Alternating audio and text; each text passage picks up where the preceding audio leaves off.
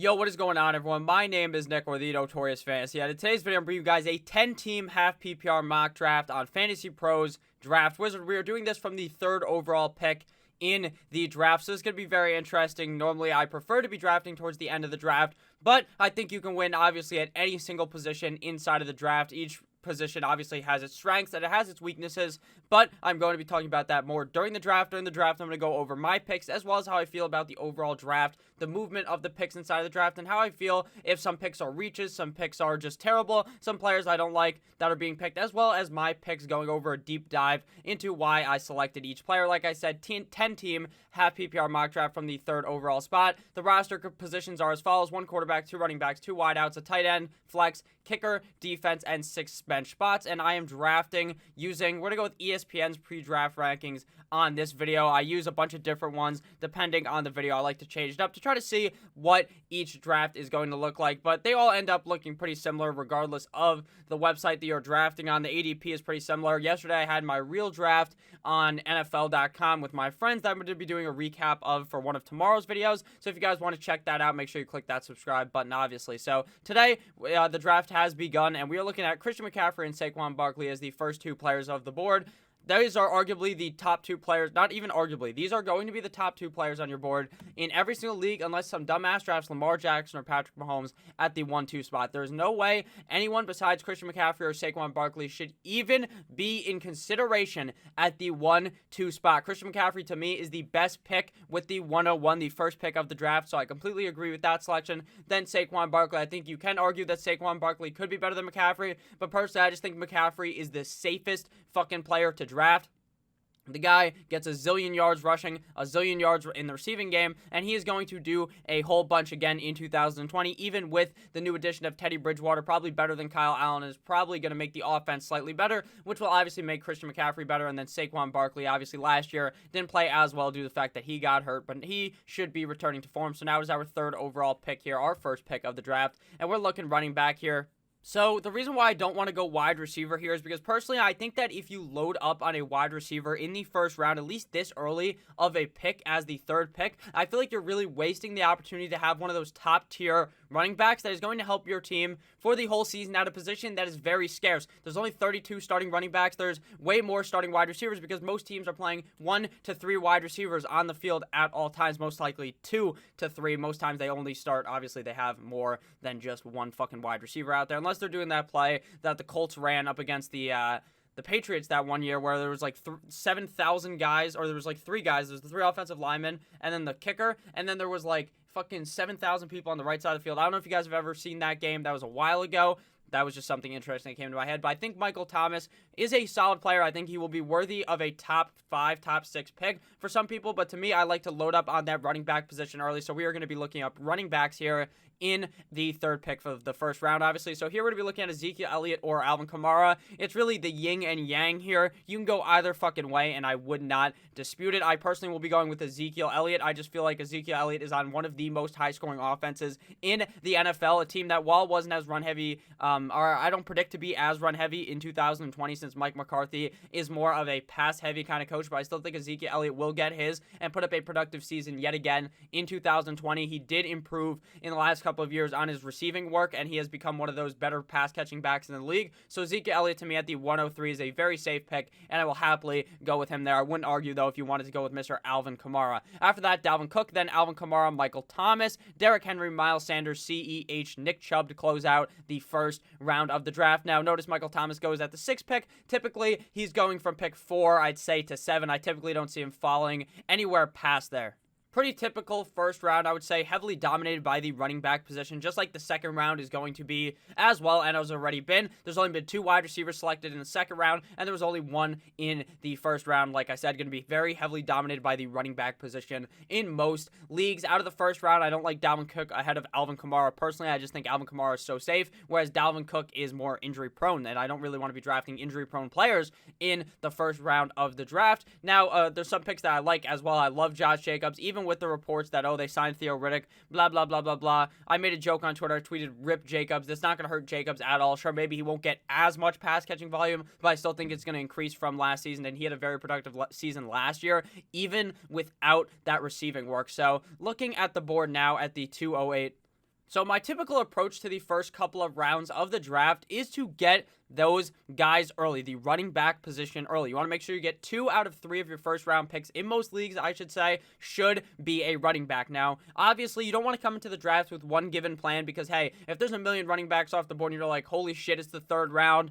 Julio Jones is here, then you pick Julio Jones and you just stay away from those other running backs that are more risky. But in this spot that we are at now, there are enough comparable running backs here that I would like having on my team to where I feel confident enough in fading away from Julio Jones. I really like Leonard Fournette here, and I feel like there's a decent fall off after him. And if I don't go with him here, I'm going to be very disappointed. Whereas the wide receiver that I can find in the next couple of picks when it's my pick in the 3rd round, I just personally believe will be a better pick for my team than waiting on running back and then ending up with someone like Todd Gurley, who I'm not very confident in at all. Now, I talk about Leonard Fournette a lot. I've been drafting him heavily in the 2nd or 3rd round of a lot of these mock drafts due to the fact that I think he has much more potential than most people are seeing. Most people saw, oh, he scored or he got 1 million targets last year, which is true. He was very productive. I don't think he could do that again. The Jaguars were not very good. Just so you know, the Jaguars were not very fucking good last year, and he was still balling out. Only scored 3 fucking touchdowns last season. 3 touchdowns. Most running backs that finish inside the top 10 are scoring like 10 plus touchdowns, and this guy only scored 3. And with the amount of usage he was getting last season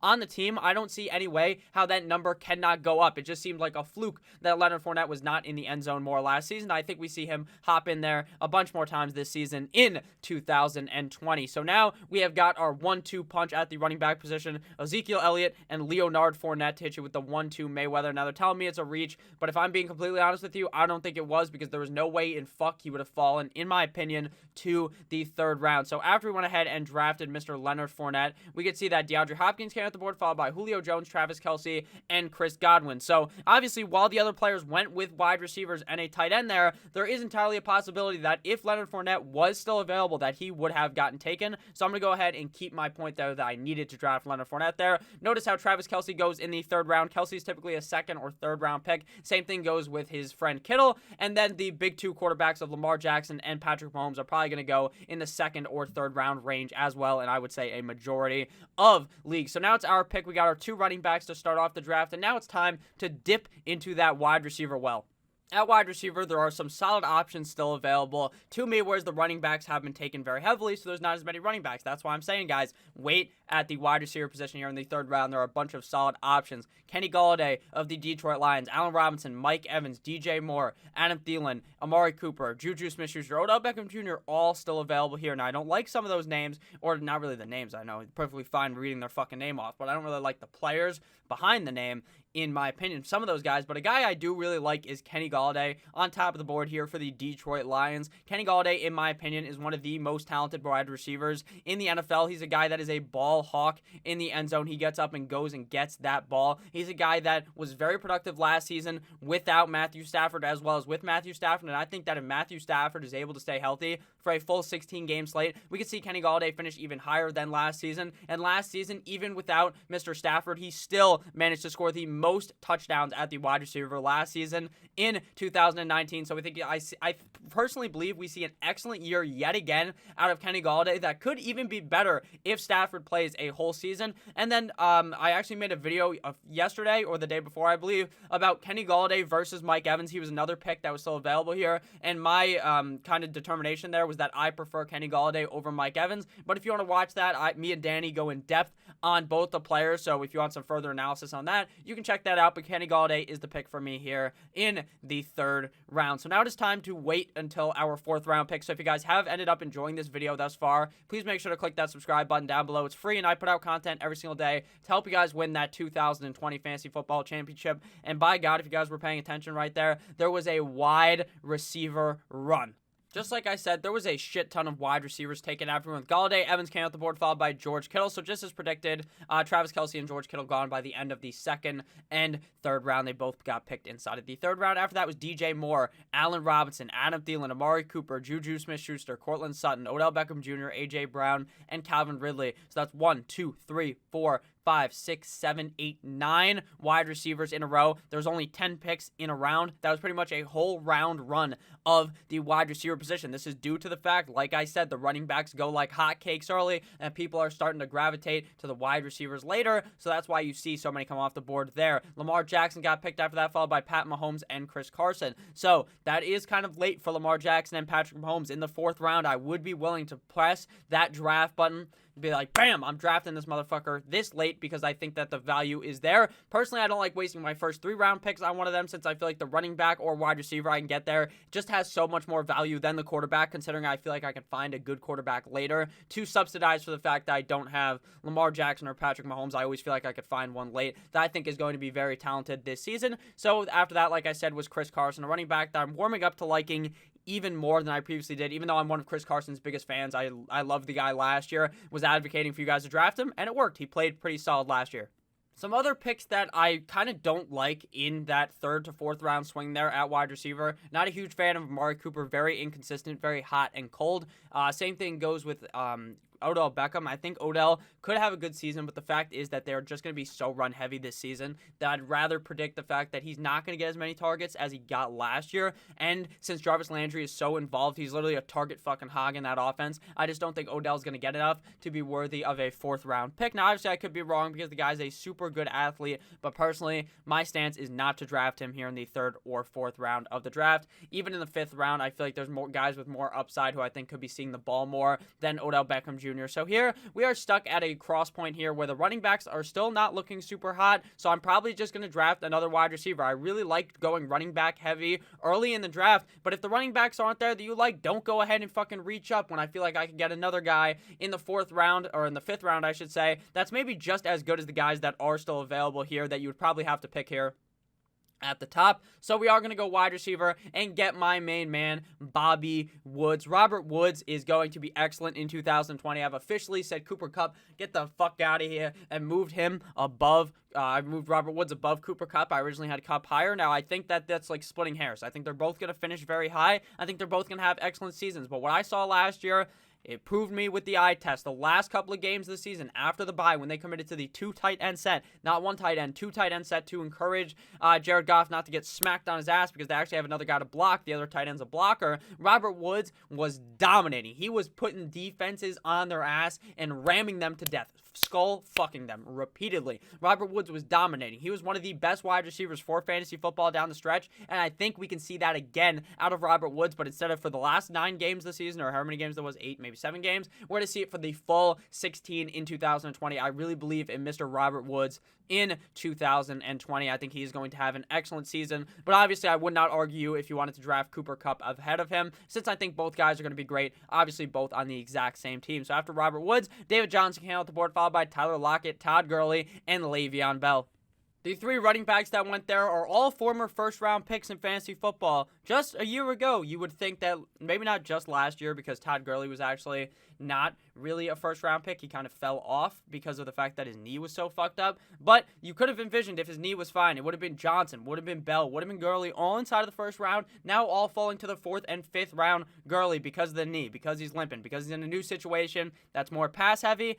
Very pass-heavy, the most pass-heavy team last season in the NFL. I'm very out on Gurley. Johnson, high upside pick. If the guy plays, could be great. If the guy does not play, he gets hurt, he's obviously going to be dick. Le'Veon Bell has to be better than last season. I'm on board with Le'Veon Bell. So now it is our time to go ahead and make our pick here in the 5th round. Obviously, through the first 5 picks, or the first 4 picks, we have Ezekiel Elliott, Leonard Fournette, Kenny Golladay, and Bobby Trees. So now it is our time to make our 5th round selection. And just like I predicted, the running backs would not really have changed too much. I would still be confident in going with one of these guys in the 5th round, whereas the wide receivers, like I said, I really wanted Woods, and he probably would not have came back my way. So now we're going to go ahead and snag rookie phenom running back Jonathan Taylor of the Indianapolis Colts. Now, I know this guy's never played a snap in the NFL before. He's never played a preseason game. He hasn't done any of that. But there's clips in practice. This guy looks fucking phenomenal.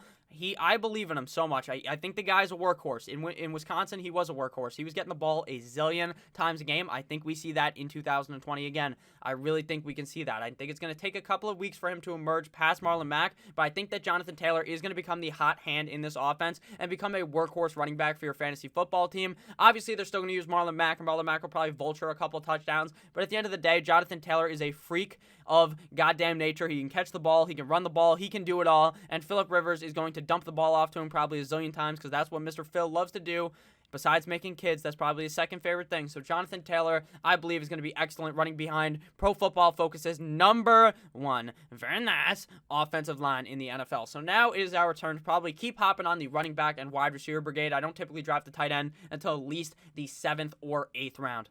So after we got Mr. John O'God Taylor to be our flex, now Jonathan Taylor is not going to be our flex for the first couple of weeks. We are actually going to go ahead and yank him out there and put whoever ends up on our bench in there because I don't think he's worthy of starting the first couple of weeks of the season, but once he really gets going, I think I'm ready to fire him up full blast a couple of weeks into the season. But we will know, and I will tell you guys when he is ready to go. So after Jonathan Taylor, we see Melvin Gordon come off the board, followed by Cooper Kupp, Mark Andrews, Zach Ertz, James Conner, DeAndre Swift, Devin Singletary, Darren Waller, Deshaun Watson, Evan Ingram, T.Y. Hilton, David Montgomery, Terry McLaurin, and Kyler Murray. So notice how the 2 quarterbacks came in the 4th round, now 2 come in the 6th round. So will we see in the 6th round a run at the quarterback position? Who really knows? Because in some leagues, once the quarterbacks start going, they fire off like hotcakes, and so many people want to have a good quarterback. That's just going to happen. And since there's only a couple of starting quarterbacks that you really want in fantasy football, hey, I want to go ahead and get my guy. They reach up and do that. Don't do that. Don't hop on the runs. Just stay cool, calm, and collected.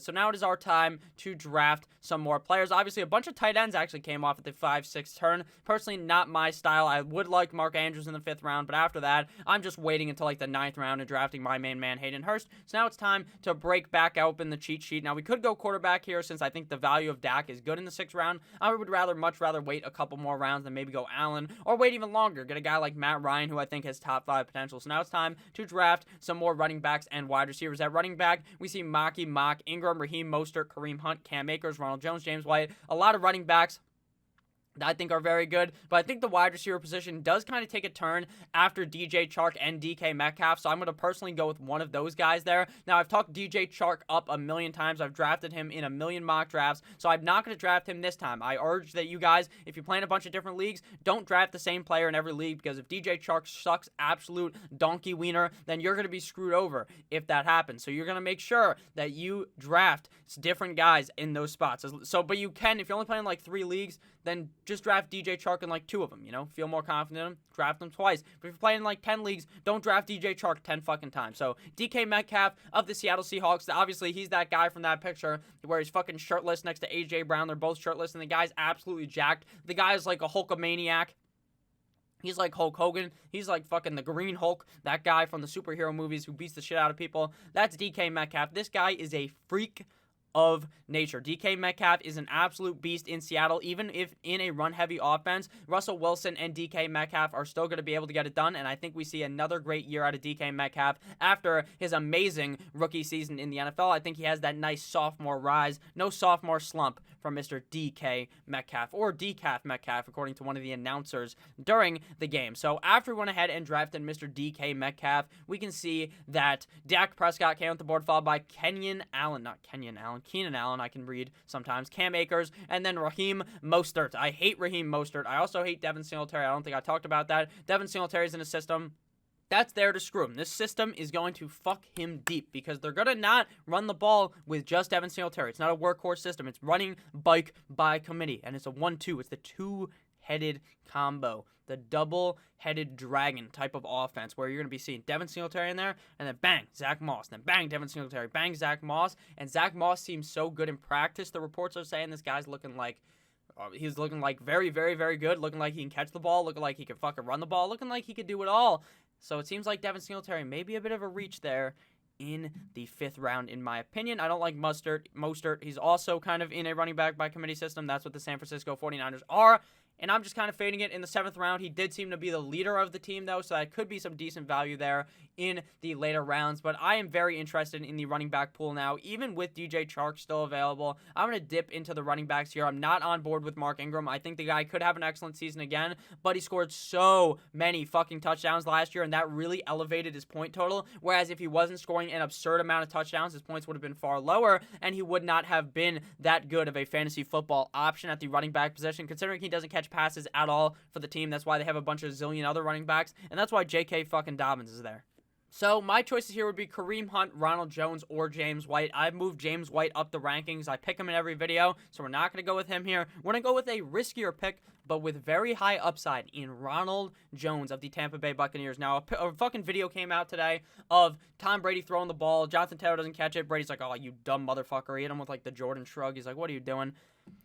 That's one clip, like, I hope you guys know that. That's just one fucking video. If it was a compilation of Ronald Jones, the ball smacking him upside the fucking head, him falling backwards, him not being able to catch the ball, then maybe I'd believe it. But it's just one clip. I think not Jonathan Taylor. I think Ronald Jones is going to be great this year. The Tampa Bay Buccaneers are really going to be putting the pressure on that defense, and they're going to be able to run the ball much more this season. Last year, why they weren't able to run the ball is because famous Jameis, the W-Eater Winston, was just throwing fucking picks right off the rip. He would get his pregame jitters out by throwing a yick 6 right off the bat of the game. Now, it worked out for him because he was playing quite well, but Tom Brady doesn't do that. The jitters are already gone. He's just going to easily be able to throw some dimes, get up in the game, and still be able to constantly run the ball with Mr. Ronaldo Jones. I don't think that LaShawn McCoy is going to do jack of all shit, so I'm all on board of the Ronaldo Jones train in 2020. I mean, he's fooled me once, shame on me. He might have even fooled you twice, shame on you, but fool me 3 times, he's not going to fool you again in the 3rd time, so that's not the actual saying,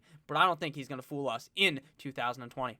So to deconstruct our roster real quick, we have Ezekiel Elliott, Leonard Fournette, we have Jonathan Taylor, and Ronald Jones at running backs. We have 4 running backs, and we have DK Metcalf, Robert Woods, and Kenny Golladay at wide receivers. So we have 4 running backs and 3 wide receivers. This is important because you want to make sure you have more running backs than receiver most time on your roster, since the running backs are going to be very hard to pick up off the waiver wire, whereas the wide receivers, week 1, there's going to be some random ass motherfucker, some guy you never even thought about drafting. Let me just scroll down here. One of these guys is going to just completely emerge. Let's see. Maybe Allen Lazard doesn't get drafted in your league. The guy goes off for 2 touchdowns week 1, and that guy's going to be a startable flex option for you probably for a couple of weeks. That is what you have to understand. That's going to happen all the time at wide receiver, whereas unless an injury happens, that does not happen at all at the running back position. So now it is our turn to draft either some more running backs or wide receivers. I think I am going to go running back here, but I feel like I need to go wide receiver since I feel like but both positions here are really going to start to fall off after this pick. Let's see where we are in the draft board. So obviously we just made this pick, so we are going to be on the turn here. So we could actually go with a wide receiver here and hope one of those running backs falls back to me that I have a lot of confidence in. I'm not sure if it'll happen, though. That's the tough decision we're in here, and I really like Marvin Jones still, so I will go running back here. That's the decision we have made, and we're going to hope that Mr. Marvin Jones falls back to us. So we're going to go with James White here of the New England Patriots. I talked him up last round. We phased out of him because I was like, hey, let's get Ronald Jones. Let's diversify a little bit, but he's still there, so we're going to take him. Of the New England Deflatriots, they are a team that loves to use the dump-off plays to get the ball to the running back, and that was working very well with Tom Brady, but it will work just as well with Cam Newton, since Cam Newton has done it in the past, dumping the ball off to run CMC, Christian McCaffrey, so I think that James White will have no problem being involved this year. The reports of that Damian Harris is looking amazing. Sure, that is going to be great, but he's not going to be getting all that much pass-catching work, and with Lamar Miller not looking so hot, looking like he may miss some time, and with Sony Michel missing sometimes, James White could really be getting some in-between the tackles work that we have not seen before. Sure, he gets like 100 carries a year, but we might see him get an uptick. Maybe he gets 150 carries, and that is going to skyrocket him even more into scoring more fantasy points. He's been a top 12 option in PPR, half PPR for in the past. He has been one. So the draft went as I wanted it to, and Mr. Marvin Jones fell back to us, but I didn't even see the guy above him, Julian Edelman. Now, I understand we already have a New England Patriots player in James White, but if you want to get a player or 2 players on the same team, and it's a good team, you can go ahead and fucking do that. Julian Edelman is a fucking monster when it comes to half PPR and PPR format. This guy is a target monster or a target monster. This guy is so goddamn good when it comes to just getting the ball thrown his way a zillion times. The coaches love him. The bitches love him. The guy's a good-looking guy. So Julian Edelman is going to be able to tear it up again. Now, you could go with him. You could go with Marvin Jones, or you could go super high upside here and go with Hollywood Brown of the Baltimore Ravens. So let me know where you guys would go in the comments. If you made it thus far, you want Hollywood Brown, you want Julian Edelman, or do you want Mr. Marvin Jones? So we're going to go ahead here and select. We're going to go with the risky pick here, the most risky of picks. I feel pretty safe with the guys we already got. I think Hollywood Brown is a guy you can throw into your flex. Boom, firecracker straight onto that team, because this guy is going going to have those explosive games where he drops 30 points because he's going to get 150 yards and 2 touchdowns due to the fact that this offense is so goddamn good. And personally, I believe they're going to be throwing the ball more this year. So I think that he is going to be excellent here late. Now, he's not going to be an every week starter because he's just not that good of a player, in my opinion, to be that. And not even that he's that good of a player, because he is a very talented player. I just don't think he's that kind of a player where you want to start him every single week based on his skill set, that deep down the field threat. So after one with Hollywood Brown, Deebo Samuel came off the board, followed by Tevin Coleman, Tariq Cohen, Marvin Jones, Zach Moss, Deontay Johnson, Brandon Cooks, Matt Breida, Jamison Crowder, Julian Edelman, Alexander Madison, Latavius Murray, Christian Kirk, and Sterling Shepard.